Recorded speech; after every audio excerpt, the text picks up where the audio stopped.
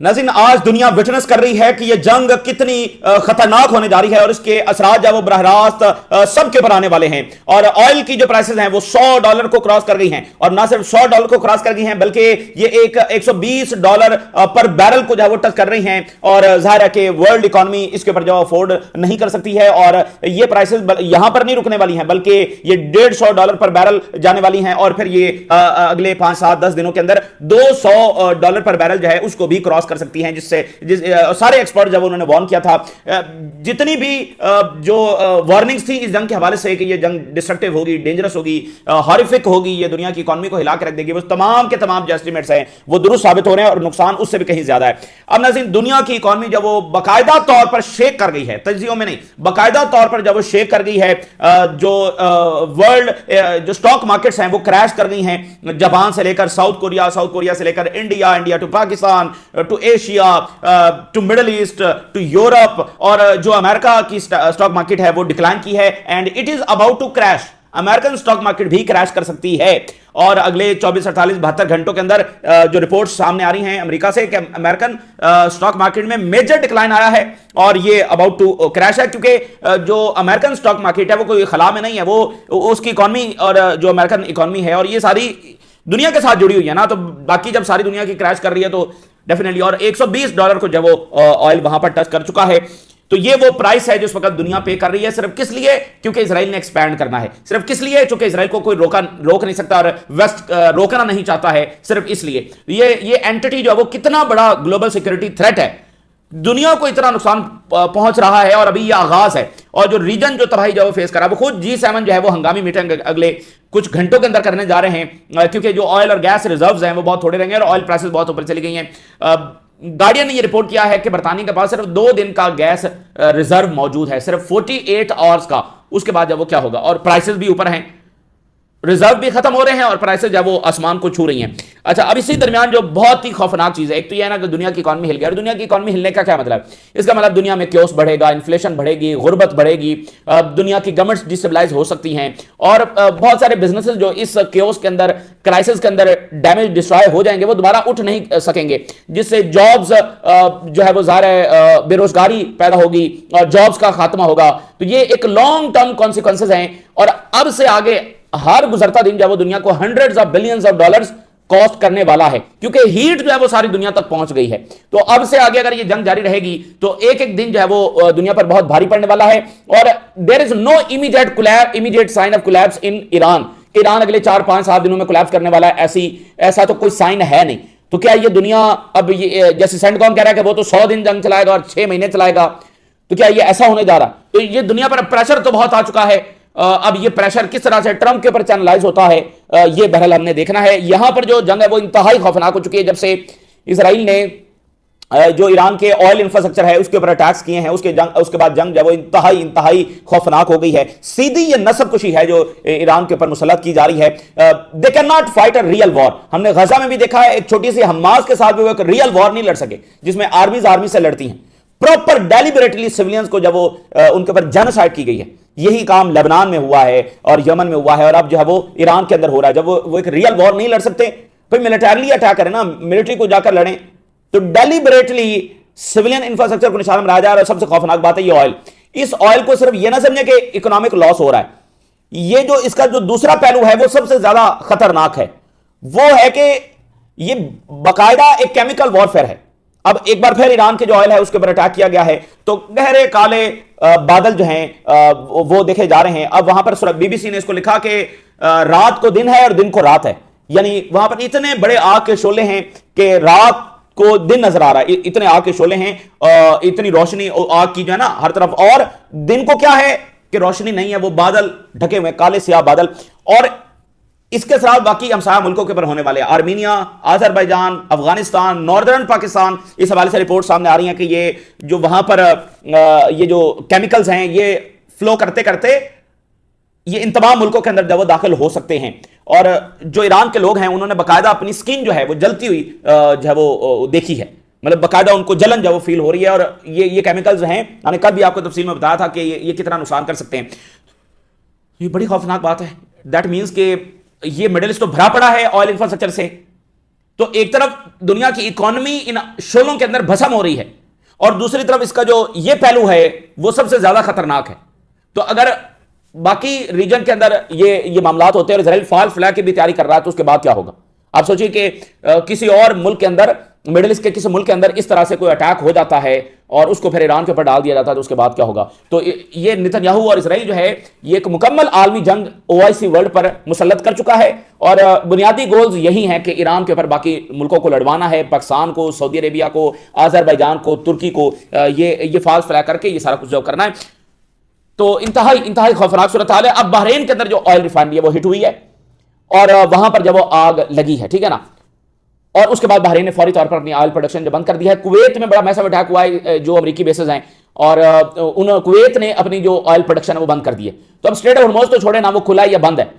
अब वो जो ऑयल है वो पीछे से बंद हो गया। सऊदी अरेबिया ने बंद कर दिया, एलएनजी प्रोडक्शन कतर ने बंद कर दी है, बहरीन और कुवैत ने प्रोडक्शन बंद कर दिया। तो अब स्ट्रेट ऑफ हॉर्मुज़ खुला है या बंद है इससे फर्क नहीं पड़ता क्योंकि पीछे से प्रोडक्शन ही नहीं हो रही। तो आपके जहाज मतलब वो फिल होंगे तो गुजरेंगे ना, तो वो पीछे से प्रोडक्शन ही बंद हो गई है।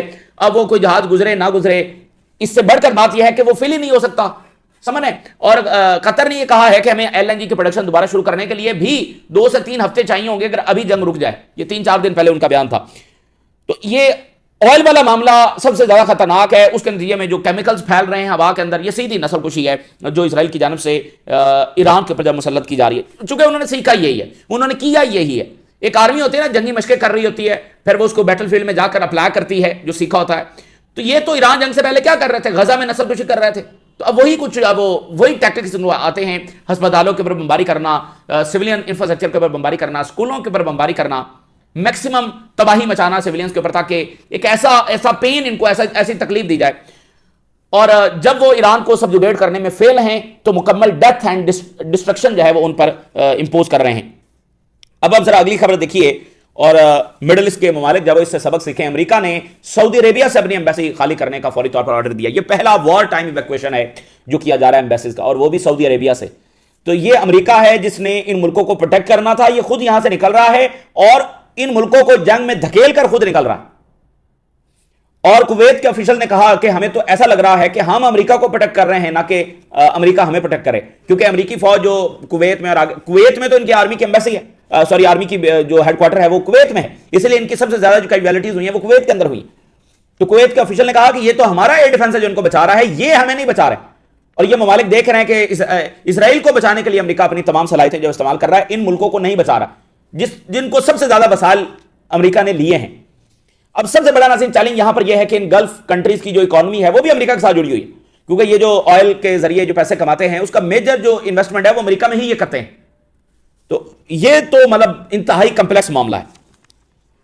सेंटकॉम ने अनाउंस किया है कि एक और इनका फौजी जवान मारा गया है, ठीक है ना। सेंटकॉम का एक और फौजी जवान मारा गया है, तो ये तादाद जब उनकी बढ़ती चली जा रही है। अच्छा, अब ईरान ने नए सुप्रीम लीडर का अनाउंसमेंट ज़ाहिर है वो हो चुकी है। कल ही हमने आपको बता दिया था कि जो सैयद मुश्तबा खामनाई हैं जो कि बेटे हैं, तो वो सबसे ज्यादा मजबूत उम्मीदवार हैं। इसलिए नहीं कि वो बेटे हैं, सुप्रीम लीडर ने कोई ऐसी नामजदगी नहीं की थी, कोई ऐसी निशानदेही नहीं की थी कि इनको बनना चाहिए, किसी का भी नाम उन्होंने नहीं दिया था। तो ये इसलिए नहीं बने हैं कि ये उनके बेटे हैं, बल्कि ये भरपूर सियासी बसीरत के मालिक हैं और ज़ाहिर है कि एक लंबे अरसे से वो सारे सियासी उमूर भी देख रहे हैं और खित्ते और आलमी सियासत को भी देख रहे हैं। तो वो एक पूरी मेरिट के ऊपर जो सिलेक्शन है वो की गई है और ज़ाहिर है कि फिर सुप्रीम लीडर के बेटे हैं, तो एक सिंबल ऑफ रेजिस्टेंस। और ये एक मैसेज भी है जो दे दिया गया है अमेरिका को, और ट्रंप का मैसेज आया मैं खुश नहीं हूं। अच्छा, खुश नहीं है ये। तो खैबर शिकन मिसाइल ईरान की जानिब से फायर किए गए हैं, न्यू जनरेशन मिसाइल ईरान की जानिब से फायर किए गए हैं, तल अवीव के ऊपर सबसे ज्यादा अटैक्स हुए हैं, हाइफा को जब निशाना बनाया जा रहा है। तो अब इससे पहले उन्होंने ऑयल रिफाइनरी जो हाइफा में उसको निशाना बनाया, लेकिन अब फिर उसके ऊपर ये अटैक करने जा रहे हैं और बाकी जो बहरा रूम के अंदर ऑयल फील्ड्स हैं उसके ऊपर ईरान जब अटैक करने जा रहा है। और ये बात ध्यान में रखें कि जहां पर भी ऑयल फील्ड यानी ईरान में अगर ऑयल फील्ड्स पर तबाही हो रही है तो उसके साथ सिर्फ ईरान में महदूद नहीं रहेंगे, वो जो घने बादल बन रहे हैं वो बाकी मुल्कों के अंदर फ्लो करेंगे, वहां पर जाकर ये नुकसान होगा। तो ये बिल्कुल ऐसे ही है कि जैसे कोई न्यूक्लियर कैटास्ट्रॉफी होगी तो वो सिर्फ उस मुल्क तक महदूद नहीं होगी, बल्कि वो बाकी मुल्कों तक भी जो है वो जाएगी। और हिजबुल्लाह ने जो इजरायली हेलीकॉप्टर है उसको हिट किया है। अब मैं हेडलाइंस आपके साथ शेयर करता हूं कि कैसे दुनिया की इकोनॉमी इस वक्त हिली हुई है। दुनिया की बड़ी बड़ी इकोनॉमी इस वक्त हिल गई हैं। So US stock probability of US stock market to crash, बिल्कुल ये मेजर डिक्लाइन में जा चुकी है and it is about to crash. अगले 48-72 घंटों के अंदर अमेरिकी जो स्टॉक मार्केट है ये क्रैश कर सकती है। लेकिन यूरोपियन और एशियन स्टॉक मार्केट्स क्रैश कर गई हैं। एशिया की सबसे बड़ी इकॉनमीज यानी जो पावरफुल इकॉनमीज हैं, India, Japan, south Korea, Australia, इन सब की स्टॉक मार्केट जो है वो क्रैश की गई हैं और की हैं और पाकिस्तान की जो स्टॉक मार्केट है वो भी क्रैश कर गई है, इसलिए पाकिस्तान ने फौरी तौर पर उसको जो बंद कर दिया। Iran war threatens prolonged impact on energy markets as oil prices rises. इसके एक तो फौरी हम नुकसान है जो देख रहे हैं, फिर इसका एक लॉन्ग टर्म इंपैक्ट है जो आने वाला है। जापान की जो और साउथ कोरिया की बिल्कुल ये क्रैश कर चुकी हैं और ये लार्जेस्ट एवर डिक्लाइन है जो वो इस वक्त देख रहे हैं। और ऑस्ट्रेलिया ने मेजर लॉसेस जब वो फेस किए, $90 बिलियन का आज उनको नुकसान हुआ ऑस्ट्रेलिया को, $90 बिलियन ओवरऑल आज ही दुनिया को। चुके आज मंडे था ना, तो दुनिया भर में स्टॉक मार्केट्स खुली हैं। आज मंडे ना, तो पहला दिन है हफ्ते का, तो खुलते ही वो क्रैश कर गई और इन्वेस्टर्स ने वहां से जब पैसा निकाल लिया। Future tumbles as oil nears $120 पर बैरल। फ्यूचर इस वक्त दाव के ऊपर लग गया। अच्छा, ऑयल जब 120 को हिट कर गया है और अब ये यानी फ्लक्चुएट कर रहा है 115, 120, 110 और 120 के दरमियान फ्लक्चुएट कर रहा है। इस वक्त ये 115 के ऊपर खड़ा हुआ, ये 120 को अब टच कर गया है, 115 के ऊपर इस वक्त खड़ा हुआ है और ये आगे $150 पर बैरल की तरफ ये जा रहा है। हो सकता है कल हमें ये खबर आए कि ये 150 तक जब पहुंच गया, कोई दुनिया की इकॉनमी को अफोर्ड नहीं कर सकती है। सो ईरान वॉर जब वो रिस्क बढ़ा रही है, अमेरिकी स्टॉक मार्केट मेल्ट डाउन हो सकती है। तो ये हीट अब अमेरिका तक पहुंच चुकी है और अगले 2-3 दिनों में बड़े मेजर क्राइसिस का अमेरिका को सामना करना पड़ सकता है, जिससे ट्रंप के ऊपर दबाव आएगा। मैं आपको बता रहा हूं ना कि ईरान में अभी कोई ये जो मर्जी खौफनाक ये चीजें कर रहे हैं ईरान में, ईरान कोई 4, 5, 7, 10 दिन में कोलैप्स होता हुआ तो नजर नहीं आ रहा। वो कोलैप्स हो सकता है आज से महीने बाद, 2 महीने बाद, 4 महीने बाद। तो फिर ये क्या 100 दिन, 10 दिन, 50 दिन ये दुनिया अफोर्ड करेगी? ऑलरेडी आज का जो नुकसान है वो नाकाबिले बर्दाश्त है और कल का नुकसान इससे भी डबल हो सकता है। तो एवरी डे अब दुनिया hundreds of billions of dollars का नुकसान उठाएगी। तो ये वही G7 के ममालिक हैं, बड़ी इकॉनमीज हैं जो ये सारा लॉस फेस कर रहे हैं, जो इजराइल की गजा में जो बर्बरियत थी उसके मुकम्मल हामी रहे हैं और असला भेजते रहे और सपोर्ट करते रहे। जापान का जो प्राइम मिनिस्टर हैं वो ये कह रही हैं कि it is difficult to predict कि जो जापानीज इकॉनमी है वो आगे कैसे बढ़ेगी। इस सूरत हाल में अब जापानीज इकॉनमी को कितना नुकसान होगा ये अभी हम प्रेडिक्ट नहीं कर सकते, ये जापान कह रहा है। और इसी दरमियान जो है वो stock plunge as US Israel war on Iran rages, Al जजीरा।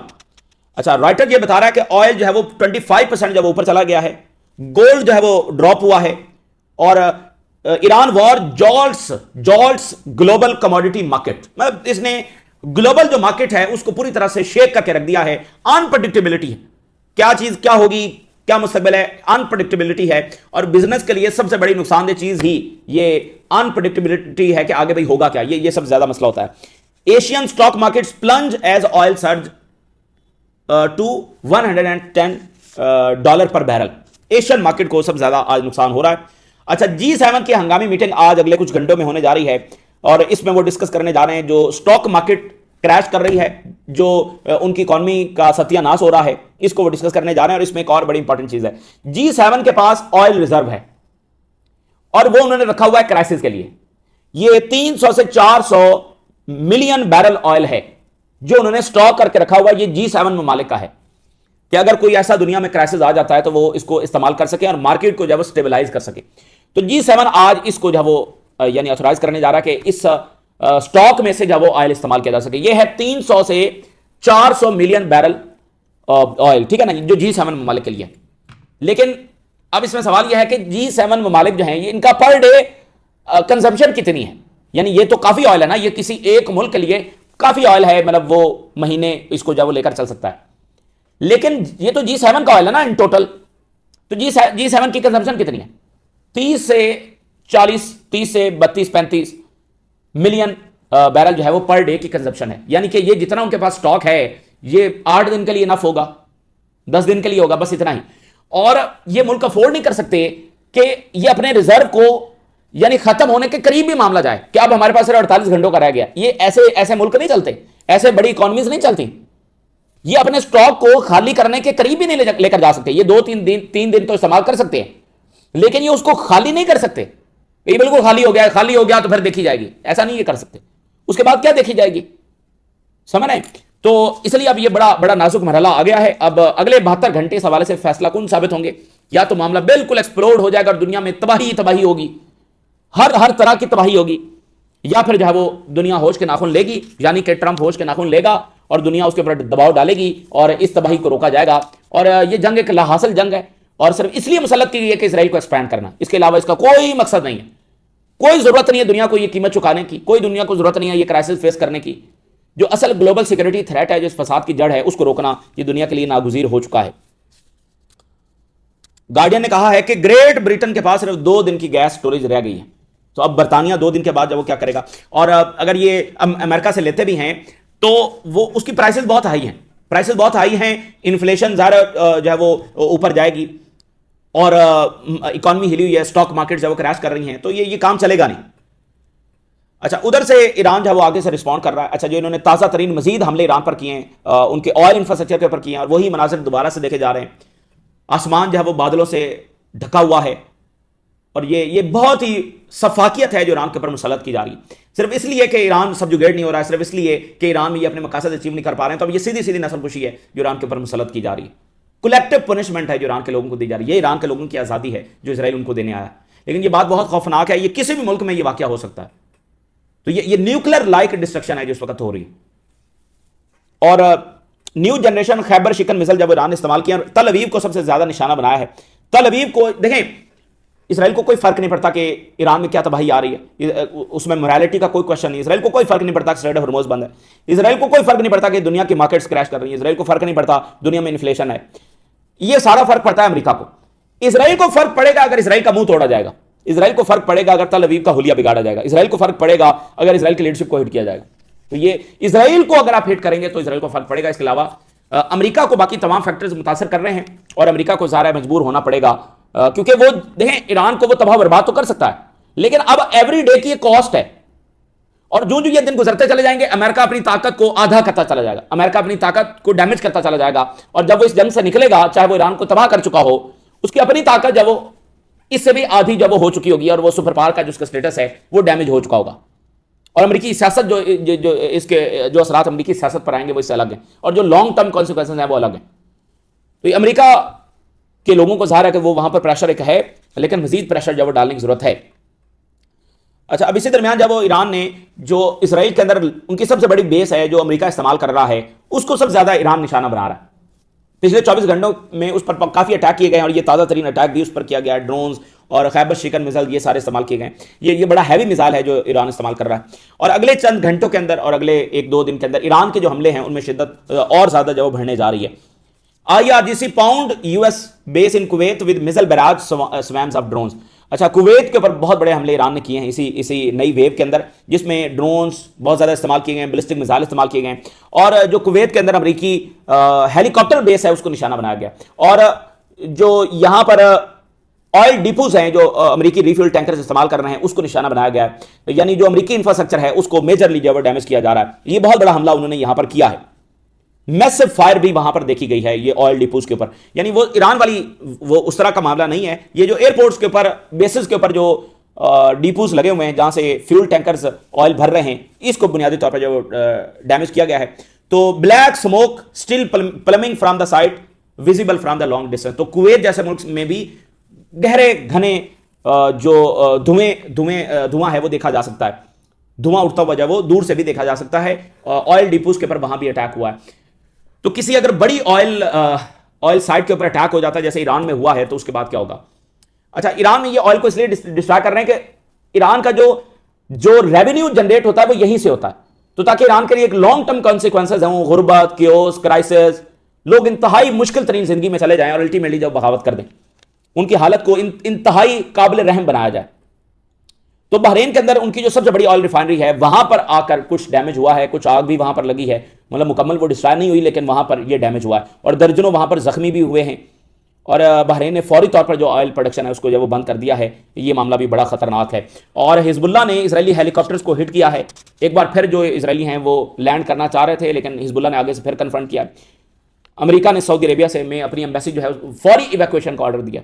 ये प्रोटेक्शन है जो सऊदी अरेबिया की जा रही है, गल्फ की जा रही है। अमेरिका इस जंग को इस खिते को जंग में धकेल कर खुद यहां से इनखला कर रहा है।